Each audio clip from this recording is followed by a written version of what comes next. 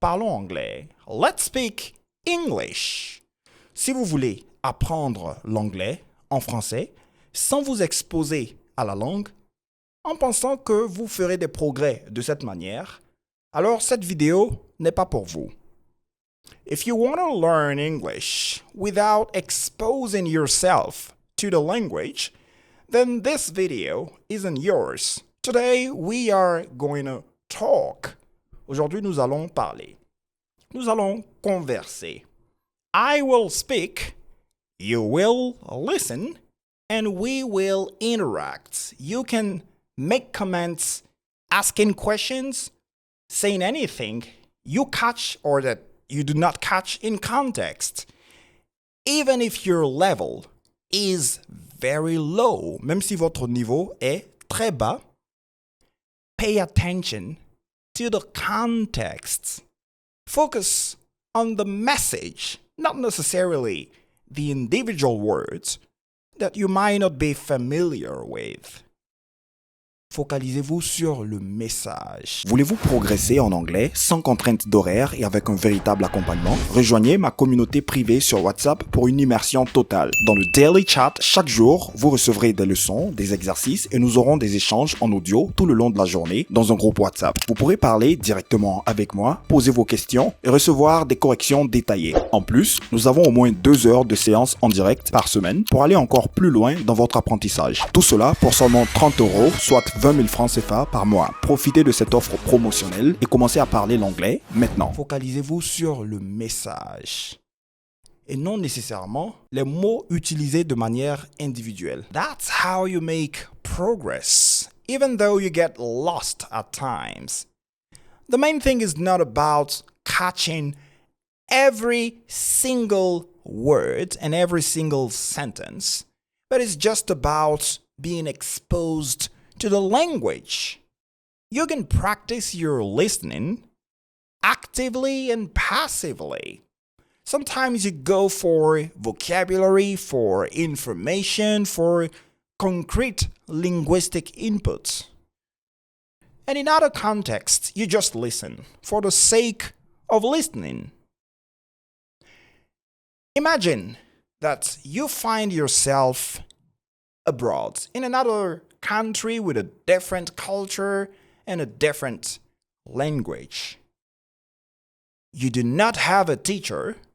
You're just out there interacting with people on a daily basis. They do not understand your language, so you have to find a way to communicate with them.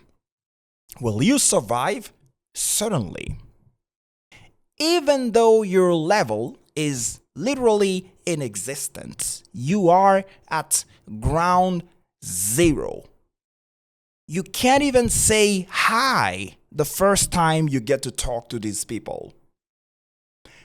Just by the fact of being over there, out there, and exposed to the language, you will be able to build language skills and communication skills in that language.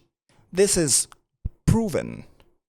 Language learning is a social thing, but these social aspects can be somehow replicated at home by just listening intensively and also interacting with people online. That's what it's all about. Getting in touch with the language as well as people speaking the language and being corrected. Even if that target language is Chinese, Mandarin, Japanese, any other language you can imagine that is extremely different from yours, you will be able to pick it up by just communicating with people and listening to them. Of course, as a matter of fact, there will be what is referred to as a silent period. You're going to start by just observing people communicating, observing the different phenomena while people are talking in that language. And over time, you will be able to say things, be corrected, adjust in the process, and communicate in that language. That's how it's supposed to be with English. Even if today, as you are watching this video, your level is below B1, even if you are an A1 or even A0, if you make it to the end of this video, trust me, you will have made progress by just a few minutes of English listening practice. That's how you make progress. That's how you build your linguistic competence consciously when it's active and unconsciously when it's inactive, when it's passive.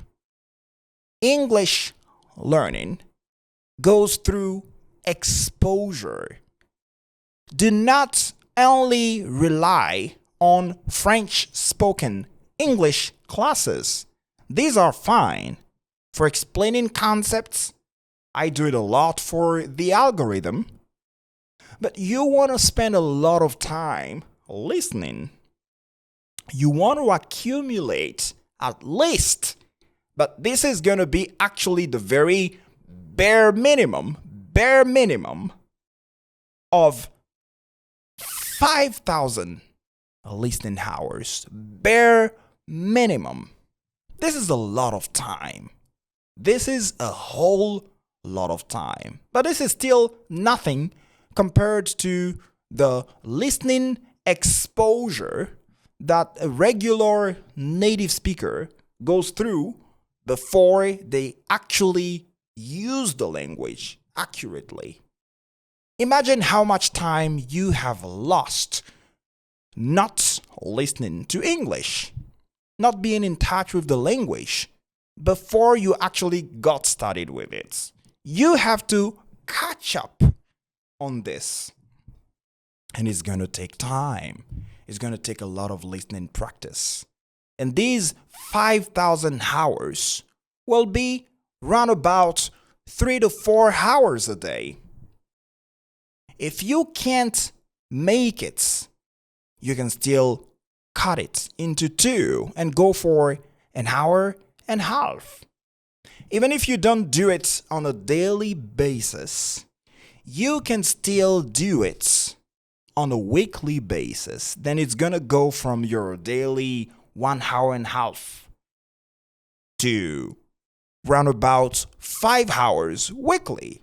This is achievable if you are disciplined and you put together the right strategy, the right plan. You will be able to make it. Of course, I am speaking slowly. I am articulating, slowing down enough for basically anybody listening and watching, reading the subtitles to pick it up. This is not how it's going to be all the time. We're not all going to be English teachers out there slowing it down for you to understand. So you want to expose yourself to fast English as well. But when you're getting started, don't rush. Go with slow English. You're listening materials, especially when you're listening actively, so you want to understand what is being said and you want to work on the vocabulary used there and pretty much anything else from pronunciation to grammar and what have you. You want to work on the language as a whole. In this case, you will need to go for your interests. But it's not just about your interest at the end of the day. You're going to get to talk about pretty much everything in your daily English conversations. So you want to go as well in a structured way. The first stage whereby you go for your personal interest is basically to trigger that stamina, that motivation you get from making progress. before you make progress, there must be discipline, there must be interest. So if you are interested in what you're doing, what you're practicing with, there will certainly be more enthusiasm for a continued and consistent process. And in this way, you will be able to actually go through the different stages. So interests, that's one thing. But you also need a well-structured plan with different topics that are relevant to everyday English. To any individual who would like to be able to speak English fluently in a general context, so daily life context, and in a professional context, I have designed a practice tool that puts all these things together. I have considered all the different topics and fields in which you need to build a solid vocabulary for fluency. If you want to sound natural, then you want to have a wide range of vocabulary words applying to different contexts. And that's what you're going to be able to do when you work with such a practice tool. Not only will you get to practice your English through listening, but also by speaking and getting instant feedback. You just need to have a microphone, and any phone, any smartphone has a microphone. So you basically record a voice note, you select a topic of your choice, then you record your voice and you get feedback. But this is just one way to practice your English among others. Feel free to choose what fits you and go for it. Now, I'm going to change the pace. I will get back to what is closer to a normal pace and see if you guys can still keep track. Don't let this drive you off the video. Please stick to it. Now, in a normal daily life situation, when I get to talk to people, you will observe what we call the liaison. So the different words that are used when I'm talking are actually going to be linked, right? So it gives the impression that I'm speaking way faster, but it's not fully about speed. It's not just about the speed. It did increase, but it's more about how words are connected, and this is what makes you sound more natural. Alors, je vous laisse faire un résumé de tout ce que j'ai dit en anglais. Voyons voir quel est votre niveau de compréhension.